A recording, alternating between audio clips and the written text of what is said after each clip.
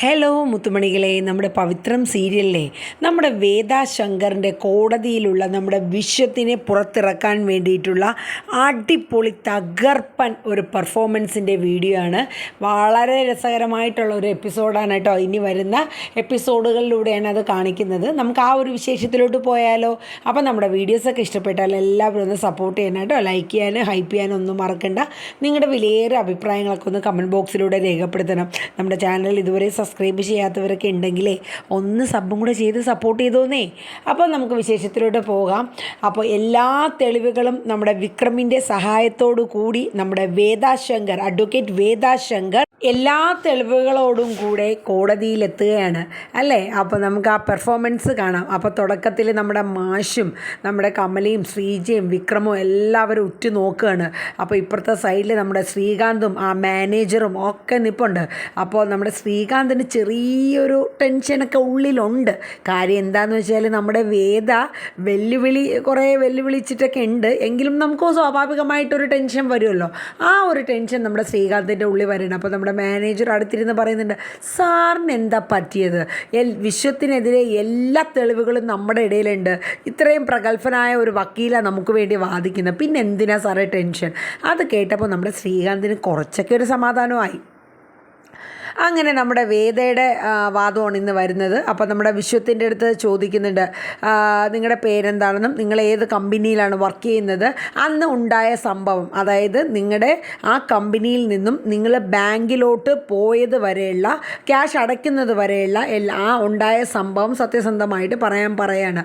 അങ്ങനെ നമ്മുടെ വിശ്വം പറയുന്നുണ്ട്, ഞാനൊരു ഓട്ടോ ഇത്രയും വലിയ എമൗണ്ട് ആയതുകൊണ്ട് നമ്മുടെ കമ്പനി വണ്ടിയില്ല, അപ്പോൾ നിർബന്ധമായിട്ട് അടയ്ക്കണമെന്ന് പറഞ്ഞതുകൊണ്ട് മാനേജർ എൻ്റെ മുമ്പിൽ വെച്ച് ആ നോട്ട് കെട്ടുകൾ ആ ബാഗിനകത്ത് വെക്കുകയും ഞാൻ കൃത്യമായിട്ട് കണ്ടു അത് നോട്ടുകളാണെന്നും അത് ലോക്ക് ചെയ്ത് എൻ്റെ കയ്യിൽ താക്കോലും തന്നു.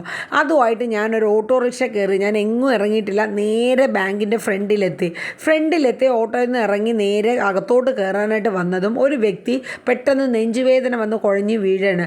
ആ സമയം ഞാൻ പെട്ടെന്ന് അയാളെ പിടിച്ച സമയം ഈ ബാഗ് എൻ്റെ കാൽച്ചുവട്ടിൻ്റെ അവിടെ തന്നെ ഞാൻ വെച്ചു. അത്ര മാത്രമേ എനിക്കറിയുള്ളൂ. പിന്നെ ഞാൻ അയാൾ ഓക്കെ ആയി, വെള്ളം കൊടുത്തു, ഓക്കെ ആയി, അയാൾ എന്നിട്ട് പോയി. ഞാൻ എൻ്റെ ഈ അടുത്തിരുന്ന ബാഗ് എടുത്തുകൊണ്ട് വീണ്ടും ബാങ്കിലോട്ട് ചെന്നു. പക്ഷേ അവിടെ എത്തി ഞാൻ ഈ ലോക്ക് തുറന്ന് അവരെടുത്ത് നോക്കുമ്പോൾ സംഭവം കുറേ വൈറ്റ് പേപ്പർ കൊണ്ടുള്ള നോട്ടുകളാണ്. എനിക്ക് ഇത്ര മാത്രമേ അറിയാവുള്ളൂ എന്ന് പാവം നമ്മുടെ വിഷയം ആ ഒരു ഇതോടുകൂടി പറയുകയാണ്, വിഷമത്തോടു കൂടി. അപ്പോൾ ഓക്കെ ശരി എന്ന് പറഞ്ഞിട്ട് നമ്മുടെ വേദ നമ്മുടെ കോടതിയോട് പറയാണ്, എനിക്ക് ഈ ശ്രീകാന്തിൻ്റെ കമ്പനിയിൽ ആ മാനേജർ, അയാളുടെ പേര് പറഞ്ഞിട്ട് അയാളെ എനിക്കൊന്ന് കോർട്ടിലോട്ട് നിർത്തി ഒന്ന് രണ്ട് കാര്യങ്ങൾ ചോദിക്കാനുണ്ടെന്ന് പറയുന്നുണ്ട്. അപ്പോൾ അയാൾ നേരെ മാനേജർ ശ്രീകാന്തിൻ്റെ മുഖത്ത് നോക്കിയിട്ട് നേരെ വേദ പറഞ്ഞതനുസരിച്ച് വന്ന് നിൽക്കുകയാണ്. കോടതിയിൽ ജഡ്ജിയുടെ മുമ്പിൽ വന്ന് നിൽക്കുകയാണ്. അപ്പോൾ വേദ ചോദിക്കുന്നുണ്ട്, നിങ്ങൾ എത്ര ലക്ഷം രൂപയാണ് വെച്ചതെന്ന് ചോദിക്കുന്നുണ്ട്. അത് 10 ലക്ഷം രൂപ. അപ്പോൾ അത് എല്ലാം അതിൻ്റെ ആ സീരിയൽ നമ്പറും കാര്യങ്ങളൊക്കെ എഴുതി എല്ലാ ഡീറ്റെയിൽ എല്ലാം എടുത്തതിന് ശേഷമല്ലേ നിങ്ങൾ കൊടുക്കുന്നതെന്ന് ചോദിക്കുന്നു. അതെന്ന് പറയുന്നുണ്ട്. ശരി, നിങ്ങൾക്ക് പോകാമെന്ന് പറയുന്നുണ്ട്. അപ്പോൾ മാനേജർ തിരിച്ച് നമ്മൾ ശ്രീകാന്ത് എൻ്റെ അടുത്ത് വന്ന് ഇരിക്കുകയാണ്. അപ്പോൾ ശ്രീകാന്ത് നോക്കി ചിരിക്കുകയാണ് വേദേനെ. അപ്പോൾ അത് കഴിഞ്ഞിട്ട് നമ്മുടെ വേദ പറയുന്നുണ്ട്, സാർ എനിക്ക് കോടതിയോട് പറയണേ, എനിക്കൊരു നിർണായകമായിട്ടുള്ള ഒരു തെളിവ് കോടതി മുമ്പിലായി കാണിക്കാനുണ്ട്. പക്ഷേ അതിനു മുമ്പ് ഒരു വ്യക്തിയെ കൂടെ എനിക്ക് കോടതിയിൽ സാക്ഷ്യപ്പെടുത്തണമെന്ന് പറയുന്നുണ്ട്.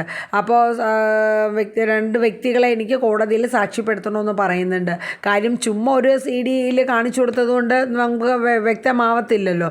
അതിന് അതിൻ്റെ ആ ഇതിലുള്ള സാക്ഷികളെയും കൂടെ കാണിച്ച് വേണം നമ്മൾ ആ കേസ് വാദിക്കുന്നതെങ്കിൽ അത് കുറച്ചും കൂടെ ഇതാണ് കോടതിക്ക്. അങ്ങനെ ഒരു CD കോടതിയിൽ ഏൽപ്പിക്കുന്നു. ആ കോടതിയിൽ ഏൽപ്പിച്ച CD ജഡ്ജി ഇട്ട് കാണുകയാണ്. അപ്പോൾ അതിൽ കാണുന്ന രംഗം എന്ന് പറയുന്നത്, നമ്മുടെ വിശ്വം ഓട്ടോറിക്ഷയിൽ നിന്ന് വന്നിറങ്ങി അയാളുടെ അടുത്ത് ആ ബാങ്കിൻ്റെ അകത്തോട്ട് കയറാൻ പോകുമ്പോൾ ഇയാൾ വീഴുന്നതും, ആ വീഴുന്ന സമയത്ത് ആ ബാഗ് നേരെ താഴെ വയ്ക്കുമ്പോൾ ഒരാൾ വന്ന് എടുത്തുകൊണ്ടങ്ങ് പോവാണ്. അത് കണ്ട് ജഡ്ജിക്ക് കാര്യം മനസ്സിലായി. അപ്പോൾ അത് കഴിഞ്ഞെങ്കിലും അതൊരു പ്രൂഫല്ലല്ലോ. അതിൻ്റെ ആ വ്യക്തികളെ നമ്മൾ കോടതിയിൽ എത്തിക്കണമല്ലോ, സാക്ഷികളെ. ഒരു CD നമുക്കിപ്പോൾ കമ്പ്യൂട്ടറൊക്കെ വെച്ചിട്ട് പല രീതിയിലുള്ള ഇതും നമുക്ക് ഉണ്ടാക്കാൻ പറ്റും. അത് പറ്റില്ലല്ലോ. ആ വ്യക്തികളെ കൊണ്ടുവന്ന് അവരെ വായിൽ അവരെ അവരെ കൊണ്ട് സത്യം പറയിപ്പിക്കണം, അതിലാണ് കാര്യം. അപ്പോൾ CD കണ്ട് കോടതിക്ക് അത് ബോധ്യപ്പെട്ടു, ഓക്കെ. പക്ഷെ അതുകൊണ്ടായില്ലല്ലോ എന്ന് പറയുമ്പോഴാണ് വേദ പറയുന്നത്, എനിക്കറിയാം അതുകൊണ്ടാവത്തില്ല എന്നും, ഞാൻ അതിനായിട്ട് അതിൽ കുറ്റക്കാരായിട്ടുള്ള വ്യക്തികളെ കോടതിക്ക് മുന്നാകെ ഞാൻ ഇത് കൊണ്ടുവന്നിട്ടുണ്ടെന്നും പറയുമ്പോൾ നമ്മുടെ വിക്രമിൻ്റെ സുഹൃത്തുക്കളായ നമ്മുടെ ജോസഫും നമ്മുടെ രാജേട്ടനും കൂടെ ചേർന്ന് 2 പേരെ കൊണ്ടുവരണം. അവരെ കണ്ടതും വിശ്വം പറയാണ്, എനിക്കറിയാം, ഞാൻ ഇവർ ബാങ്കിൽ വെച്ച് കണ്ടതാണെന്ന് പറയുന്നുണ്ട്.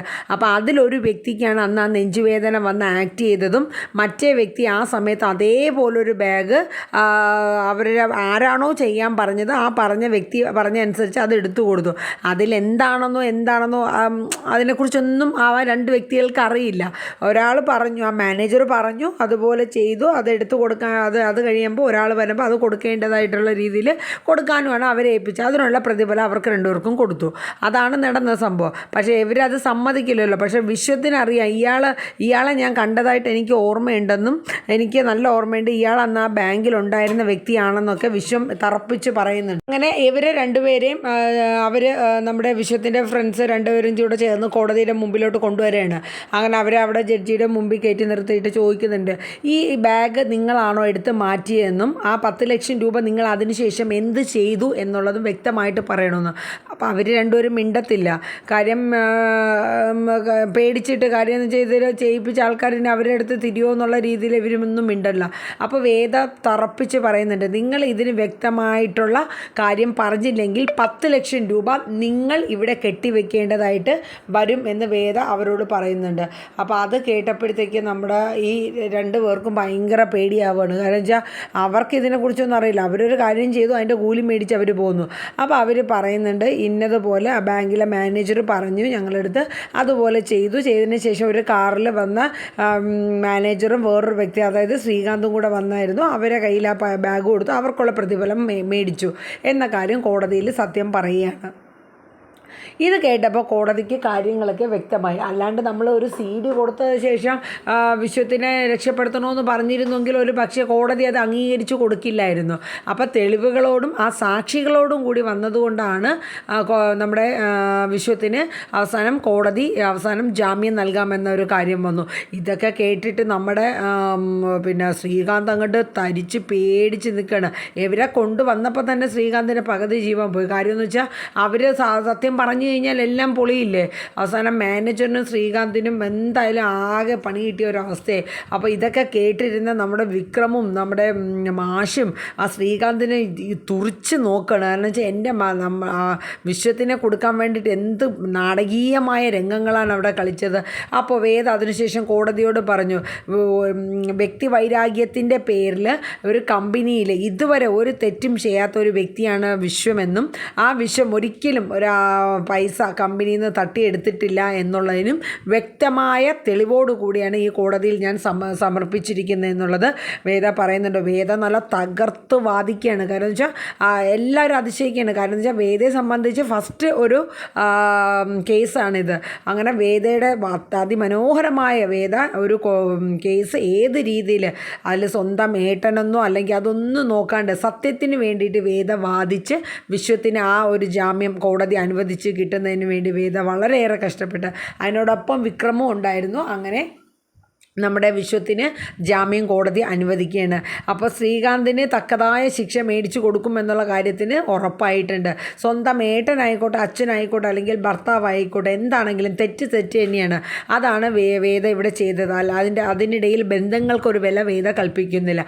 അപ്പോൾ വിശ്വം എൻ്റെ നമ്മൾ ഒരു ദൈവത്തെ പോലെ ഞാൻ കാണുകയാണ്. കാര്യം എനിക്ക് എന്ന് വെച്ചാൽ വിശ്വം അത്രയ്ക്ക് സിമ്പിളായിട്ടുള്ളൊരു മനുഷ്യനാണ്. കാര്യം എനിക്ക് ജാമ്യം കിട്ടി, വേദയോട് ഞാൻ ദൈവത്തിന് തുല്യം കണ്ടുകൊണ്ട് നന്ദി പറയുകയാണെന്ന് പറയുന്നുണ്ട്. അപ്പോൾ ശ്രീജയും ഓടി വന്നിട്ട് പറയുന്നുണ്ട്, വേദ നീ പറഞ്ഞതുപോലെ വാക്ക് പാലിച്ചു വേദ, എനിക്ക് ഒരുപാട് നന്ദി എന്ന് വേദയും പറയുന്നുണ്ട്. അപ്പോൾ നമ്മുടെ മാഷൊക്കെ വന്നിട്ട് പറയുന്നുണ്ട്, മോളെ നീ ഇനിയും ഒരുപാട് ഉയരങ്ങളിൽ നീ എത്തും. കാരണം അത്രയ്ക്ക് നല്ല രീതിയിൽ നീ ഈ കേസ് ഡീൽ ചെയ്തു, നമ്മുടെ വിശ്വത്തിനെ രക്ഷിച്ചു, ഒരുപാട് നന്ദിയുണ്ട്. ഇതെല്ലാം കണ്ട് അഭിമാനിച്ച് സ്വയം അഹങ്കരിച്ച് എൻ്റെ ഭാര്യ എൻ്റെ വേദ ഇത്രയും നല്ല രീതിയിൽ കേസ് പെർഫോം ചെയ്തത് ഓർത്ത് നമ്മുടെ വിക്രം അങ്ങോട്ട് സഹിക്കുന്നില്ല. വിക്രം ഭയങ്കര സന്തോഷമാണ്. വിക്രം വേദേനെ കണ്ണെടുക്കാണ്ട് നോക്കണം. അപ്പോൾ ആ സമയത്ത് നമ്മുടെ എതിർഭാഗം വക്കീൽ വന്നിട്ട് പറയുന്നുണ്ട്, പല സന്ദർഭങ്ങളിലും കേസ് നമ്മൾ വാദിക്കുമ്പോൾ നമ്മുടെ ആത്മധൈര്യം നമ്മൾ കൈവിടാറില്ല. പക്ഷേ ഇവിടെ എനിക്ക് മനസ്സിലായി സത്യത്തിൻ്റെ ഇതാണ് ഇവിടെ വിജയിച്ചത്.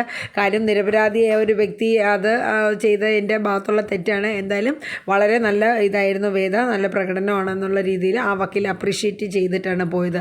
അപ്പോൾ ഇതെല്ലാം കേട്ട് കഴിഞ്ഞ് എല്ലാവർക്കും സന്തോഷമായി. അങ്ങനെ നമ്മുടെ വിശ്വം തിരിച്ച് വീട്ടിലോട്ട് എത്തുകയാണ്. അപ്പോൾ ആ സമയത്ത് നമ്മുടെ വേദയും വിക്രമും കൂടെ ബൈക്കിലോട്ട് വരികയാണ്. ആ ബൈക്കിൽ കയറാൻ സമയത്ത് വേദ ചോദിക്കുന്നുണ്ട്, എങ്ങനെ ഉണ്ടായിരുന്നു വിക്രം എൻ്റെ പെർഫോമൻസ്? സൂപ്പറായിട്ടുണ്ട്, നന്നായിട്ടാണ് നീ പെർഫോം ചെയ്തതെന്ന് പറയുന്നുണ്ട്. എന്നിട്ട് പറയുന്നുണ്ട്, നിനക്ക് ഈ വേഷം നന്നായിട്ട് ചേരുന്നുണ്ട് കേട്ടോ എന്ന് പറയുന്നുണ്ട്. താങ്ക് യു പറയുന്നുണ്ട്. എന്നിട്ട് ഒരു ചിരിയൊക്കെ ചിരിക്കുന്നുണ്ട് വേദ വിക്രമിൻ്റെ വാക്കുകളായിട്ട്. എന്നാലും വിക്രം അത്രയും അവളെ കണ്ണിന്ന് വേദയുടെ മുഖത്തു നിന്ന് കണ്ണെടുക്കാണ്ട് ഇങ്ങനെ നോക്കണം. കാരണം വെച്ചാൽ ഇത്രയും നാൾ സ്നേഹിച്ച് മനസ്സിൽ കൊണ്ടുകിടന്നതിനേക്കാൾ 100 ഇരട്ടി വിക്രം ഇപ്പോൾ വേദയെ ഒരുപാട് സ്നേഹിക്കുന്നുണ്ട്. അങ്ങനെ അത് കഴിഞ്ഞിട്ട് അവർ ബൈക്കിലോട്ട് കയറുമ്പോൾ വേദ ചോദിക്കുന്നുണ്ട്, എന്നെ ഇപ്പോൾ ഇഷ്ടമാണോ വിക്രം എന്ന് ചോദിക്കുമ്പോൾ നമ്മുടെ വിക്രം പറയുന്നുണ്ട്, എനിക്ക് ഒരുപാട് ഇഷ്ടമാണെന്നൊക്കെ ഉള്ള രീതിയിൽ. എന്ന് വെച്ചാൽ അവർ തമ്മിൽ അത്രയ്ക്ക് ഈ ഒരു ഇതോടുകൂടി ആ ഒരു ആത്മബന്ധം ഒന്നും കൂടെ അങ്ങോട്ട് കൂടാണ്. അപ്പോൾ വിക്രം ഒരു കാര്യം ചോദിക്കുന്നുണ്ട്, നിന്നെ ഈ വേഷത്തിൽ കാണാൻ ഒരുപാട് ആഗ്രഹിച്ചത് നിൻ്റെ അച്ഛനല്ലേ, അദ്ദേഹത്തിന് കാണാൻ പറ്റിയില്ല. പക്ഷേ ആ ഒരു കേസ് നീ ആദ്യമായിട്ട് വക്കീൽ വേഷം ധരിച്ച് ആദ്യമായിട്ട് വാദിച്ചത് നിൻ്റെ ഏട്ടന് വേണ്ടിയിട്ടല്ലേ, നിനക്കതിൽ വിഷമമുണ്ടോ എന്ന് വിക്രം ചോദിക്കുന്നുണ്ട്. എനിക്കൊരു വിഷമവും ഇല്ല. കാര്യം തെറ്റ് ചെയ്തവൻ ശിക്ഷിക്കപ്പെടണം. അതിപ്പോൾ ഏട്ടനാണെങ്കിലും ശരി, നിങ്ങളാണെങ്കിലും ശരി, സ്വന്തം അച്ഛനാണെങ്കിലും ശരി, അതങ്ങനെ തന്നെയായിരിക്കും എന്നുള്ള വാദം വേദ പറഞ്ഞു. ആ സമയത്ത് നമ്മുടെ ശ്രീകാന്ത് വന്നിട്ട് വേദയെ ഒന്ന് വെല്ലുവിളിക്കുന്നുണ്ട്, നീ ആരെയാണ് തോൽപ്പിച്ചത്? എന്നെയാണോ അതോ അച്ഛനെയാണോ, നമ്മുടെ അച്ഛനെയാണോ തോൽപ്പിച്ചതെന്ന് പറയുന്നുണ്ട്. നീ ആദ്യമായിട്ട് ഒരു കേസ് ഇട്ടത് നിൻ്റെ സ്വന്തം കൂടപ്പിറപ്പിനെ ചതിക്കാനാണോ? അപ്പോൾ നിങ്ങൾ എന്തറിഞ്ഞിട്ടാണ് എൻ്റെ നിരപരാധിയായിട്ടുള്ള ആ വിശ്വേട്ടനെ നിങ്ങൾ എന്തറിഞ്ഞിട്ടാണ് ഈ ചതിച്ച് നാടകീയമായ ചതി? ഇത് ആർക്ക് വേണ്ടിയിട്ടാണ്? നിങ്ങൾ എന്നെ തോൽപ്പിച്ചതാണോ എന്നുള്ള രീതിയിലൊക്കെ വേദ ശ്രീകാന്തിനെയും വെല്ലുവിളിക്കുന്നുണ്ട്. എന്തായാലും ഈ ഒരു രംഗം, അതായത് നമ്മുടെ വേദയുടെ കോടതിയിലുള്ള പ്രകടനം വളരെ ഗംഭീരമായ പ്രകടനമായിരുന്നു. എല്ലാ തെളിവുകളോടും കൂടെ തന്നെ വിശ്വത്തെ പുറത്തിറക്കാൻ വേദയ്ക്ക് കഴിയുകയും ചെയ്തു. അപ്പോൾ ഇതോടുകൂടി നമ്മുടെ പവിത്രം സീരിയലിലെ വേദ വിക്രം സ്വന്തം ജീവിതം അവർ ആരംഭിക്കാൻ ഒഴുകുന്ന ഒരു സമയമാണ്. അവർ ഒരുമിച്ച് കൈകോർത്ത് ഒരു ജീവിതത്തിലേക്ക് കടക്കാൻ പോകുന്ന നിമിഷങ്ങളാണ്. അപ്പോൾ എല്ലാവരും ഈ ഒരു പ്രൊമോ ഒന്ന് കാണുക. നമ്മുടെ ഈ വരുന്ന ആഴ്ചകളിൽ തുടർന്നുള്ള അടുത്ത ദിവസങ്ങളിൽ തന്നെ വരുന്ന എപ്പിസോഡിൻ്റെ ഒരു രംഗമാണ്. അപ്പോൾ നിങ്ങളുമായിട്ടൊന്ന് ഷെയർ ചെയ്യണമെന്ന് തോന്നി. എല്ലാവരും നമ്മുടെ വീഡിയോസൊക്കെ ഒന്ന് സപ്പോർട്ട് ചെയ്യുക. Thank you guys, bye bye.